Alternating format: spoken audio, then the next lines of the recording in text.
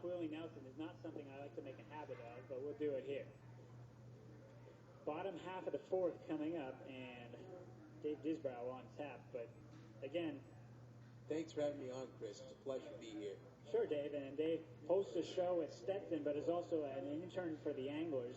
So as the 9-1 and 2 hitters come up for Chatham, we'll do a little bit of double duty, have a conversation about how the season has gone as we work our way through this makeup game. Anglers on top 6-1. From three-quarter delivery, pitch was a ball. The reliever for Caleb Fleck into the game. And we already touched on it once, but it was going to be a staff day for Couture. Here comes the righty. Matthews takes a strike on the outside half. It's 1-1, but it didn't have to be. Outside corner on the lefty gets called. 1-1 coming. 6-1 ball game. It's fouled away. So Dave, talk a little bit about what you do with the team. Well, I'm the assistant to the president, Doug Gradden. I work in a variety of roles. That includes marketing, player relations, promotions. I sometimes do the T-shirt toss in the fifth inning when we have it. So there's a lot of things that I do for this team. 1-2 chopped away towards John Schiffner and co. on the third base side. Count will freeze at 1-2. One of many interns that we have here with the Anglers. Had a big help all year. As the 1-2 from three-quarter again fouled away. Best part of the job? Best part of the job is getting to watch baseball a couple times a week. You got to love it. Can't beat baseball in the Cape. Can't beat Veterans Field either. Had this epiphany while in Wareham last night. No offense to the game. 1-2 coming. Matthews still up there. Delivery. High chopper, this time scattered to the right-hand side. Freeze that count one more time. Not a bad at-bat for Matthews, who has singled in his only other chance to the plate. That was in the first. Remember when the Anglers put up 6 runs? Seemed like forever ago. Yeah, that was quite a while ago, it feels like. 1-2 coming. Check swing by Matthews. No appeal, though. 2-2. Good change of speeds. Both pitchers dealing at this point.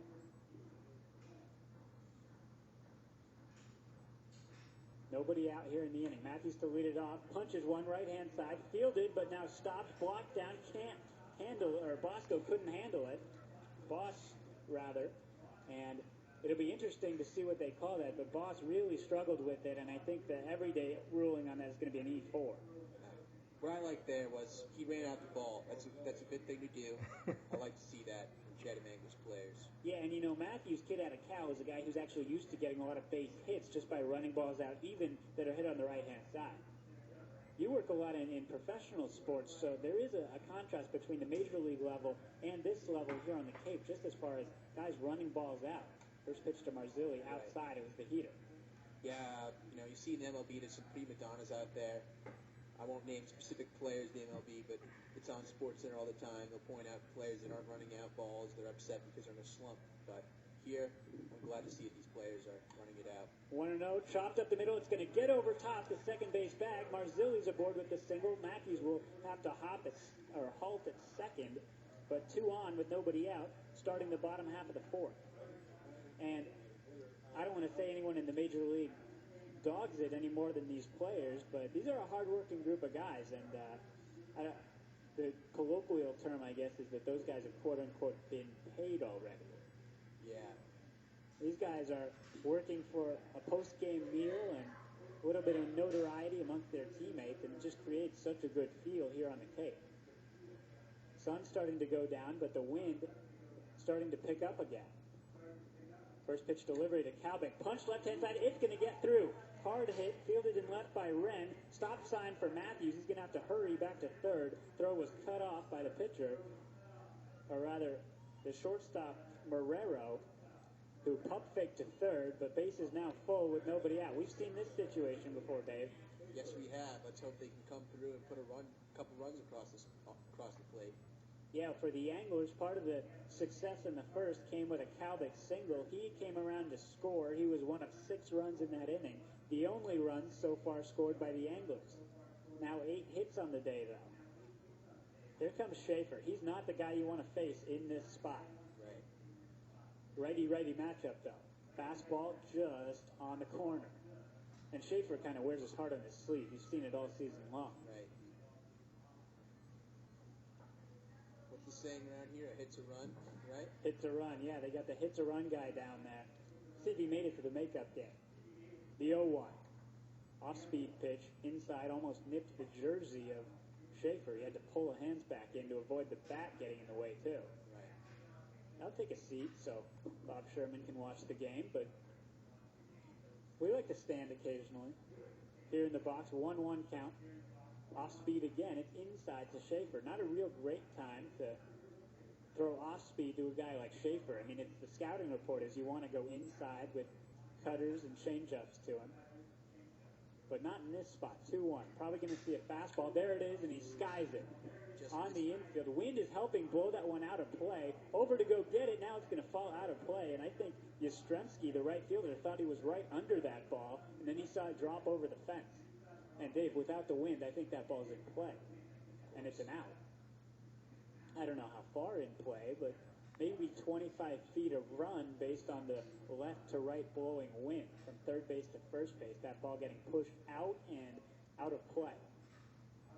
Speaking of Michael Yastrzemski, of course we all know he's the grandson of the great Carl Yastrzemski. What do you think in terms of the hype that he has to deal with on an everyday basis?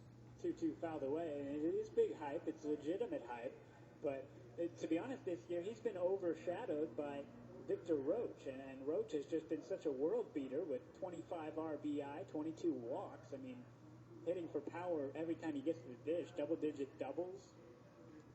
He's just been overshadowed. I think maybe it's welcomed by Yastrzemski. 2-2, bases full. Sidearm delivery, skips low. Schaefer's going to see a pitch to hit here. Full count. Still, nobody has been put down in the inning. After Matthews reached on an error, Evan Marzilli, the kid out of South Carolina, and then Alex Kalbick both single. Full count. Here comes swing and a miss by Schaefer. He maybe chased a pitch that ran in on the hands and towards the shoe tops. Schaefer, the first out of the inning, he's punched out 3 times. Once, I'll give him the benefit of the doubt. Pitch was unhittable. The second time, he was over top a fastball. Now he goes swinging at a very good pitch that you just have to tip your cap to. I guess Fleck followed the scouting report. And we heard a hit is 2 runs from the hits a run guy. That's the situation here. All fouled away by Kalbick.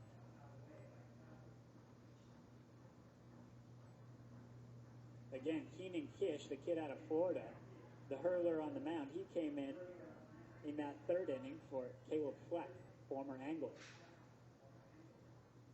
Nothing in 1 count, bottom half of the 4th. Anglers on top by 5, trying to add some insurance with the bases full. Phillips, the hitter. Sidearm swings over top of fastball. Interesting, we saw that 3-run homer the other night at Veterans Field from a sidewinder, but it was a lefty sidearmer that Phillips was hitting. You just don't see, Dave, a lefty hitting a left-handed sidearmer very well very often. No, it's a rarity. It's kind of a treat to watch. I wasn't expecting it. That was a fun game all around. Anglers picked up the win and got back to within striking distance in the Eastern Division. 0-2 coming. Phillips let it go wisely, which was outside. Keenan Kish, just a freshman this year, normally the everyday closer for the Gators, so one would imagine he's not going to go long innings here. Most likely not. Again, the Gators runners-up to Evan Marzilli's squad, South Carolina, in the CWS. Ground ball right-hand side, chopped at, fielded by Boss. He goes the short way and then can't get the out at first, and that's big. Leland made the stretch, but a run comes across. Matthews makes it a 6-run game yet again. And once again, I want to point out, Matthews running out that ball, that was the difference in that run there, Chris. Again, yeah, the reaching on an error, but again, solid wheels for the Cal product. And oh, by the way, not converting the double play was big, but I don't think that is a situation where you get the DP very often. High chopper off the bat of Phillips. And he's not your everyday catcher. We've seen him play the outfield. He's got some wheels. Sever to hit, and we get a balk and it'll balk home a run as Kish lost the handle on it. Sometimes you see second baseman lose it on the transfer trying to make the double play. That's what happened there to the pitcher, Kish. Do you think that had anything to do with the mound being moist from the fog? Oh, absolutely. Mound is moist. Baseball is moist. Coming from a hand-set position, you're trying to break the hands. Maybe if you're trying to palm a changeup, you lose the handle on it. A fastball, you're not going to do that very often. First pitch coming. It's a changeup, and it hits Sever. Caught him almost right in the ear hole. And that just shows that, again, that moisture is such an issue here, Dave. We'll bring up Perez, 2 outs in the inning. Now first and second occupied, but a run comes across on that balk, and it's a run that didn't have to be given up, certainly. That's true. You don't see that often. Dave, this is a wild one, and Harwich is normally the most moist field. YD very moist as well. Not often Chatham. Is this the most moist that we've seen it? Well, I was here last year, and we had a couple fog outs, so it's definitely up there in terms of moistness in the field since I've been here. Heater on the outside half to Perez. Perez took it for a strike. How would it affect hitters, too? Anything? Probably more vision-wise. If they've got gloves, I think they'll be able to grip the bat, but probably more in the vision department. It's where they would struggle with the fog. Fastball down low. It's 1-1 to Perez with runners on first and second. 8-1 ball game, bottom half of the fourth. 2 runs already across for the Anglers. Kish checks, takes an extra moment. Sidearm fastball for a strike. Perez, again, victimized. He's just been absolutely hit over the head by the strike zone. It's not his fault. I think Rick Del Vecchio said, yeah, it's moist out there. You got it close. The baker's dozen strike zone is what they used to call that. Close enough.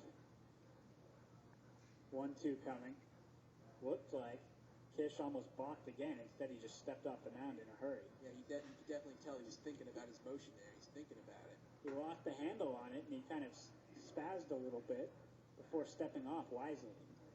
Knee-jerk reaction. High chopper off the plate, first base side, in fair territory. Fielded at the first base bag by Leland, and he will take the walk to first. So that'll do it for the bottom of the fourth. Dave, real quick before we let you go, Yankees or Red Sox? I'm a Red Sox fan, personally. You see Andrew Miller pitch the other night?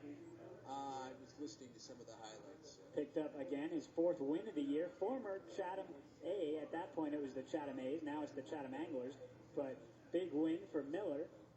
And he picked up what was his 4th W. And Dave, again, you got a show that you run at Stetson. Go ahead and plug that. You talk more pro sports than you do college sports, I know. But a decent amount of crossover between the two. Yes, with the Sports Gurus, it's my personal radio show with 2 of my friends. It's Thursday nights at 10. It's on Stetson What Radio. So you guys should all tune in if you're big sports fans. Stetson what? Stetson What Radio. Stetson what?